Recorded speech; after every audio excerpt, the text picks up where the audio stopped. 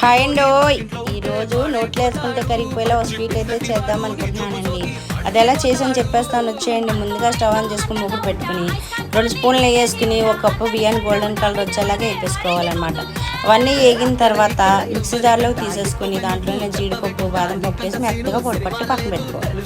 తర్వాత stove on చేసేసి మూకుడు పెట్టుకుని దాంట్లో ఒక కప్పు వరకు పంచదార వేసి కొంచెం వాటర్ వేసి పాకం వచ్చేలా మరిగించుకోవాలి. తర్వాత పాకం వచ్చిన తర్వాత ఈ పొడి అంతా దాంట్లో వేసేసి దగ్గరికి అయ్యేంత వరకు ఉడికించుకుని దాంట్లోనే ఒక కప్పు వరకు పాలు పొడి వేసి ఇంకా దగ్గరికి అయ్యేంత వరకు ఉడికించుకోవాలి. మధ్య మధ్యలో కొంచెం నెయ్యి వేస్తూ మూకుడికి అంటుకోకుండా బాగా కలుపుతూ ఉడికించుకోవాలి. తర్వాత ఏదైనా ఒక ట్రైలోకి తీసుకుని చల్లారి పెట్టుకుని ముక్కలు కట్ చేసుకుని తీసుకుని తినేయడమండి. దీని పూర్తి వీడియో కావాలంటే పెద్ద వీడియో కూడా పోస్ట్ చేశాను, చూడండి. తప్పకుండా చూడండి. ఈ వీడియో మీ అందరికీ నచ్చుతుందండి. నోట్లో వేసుకుంటే కరిగిపోతుంది అనమాట ఈ స్వీటు.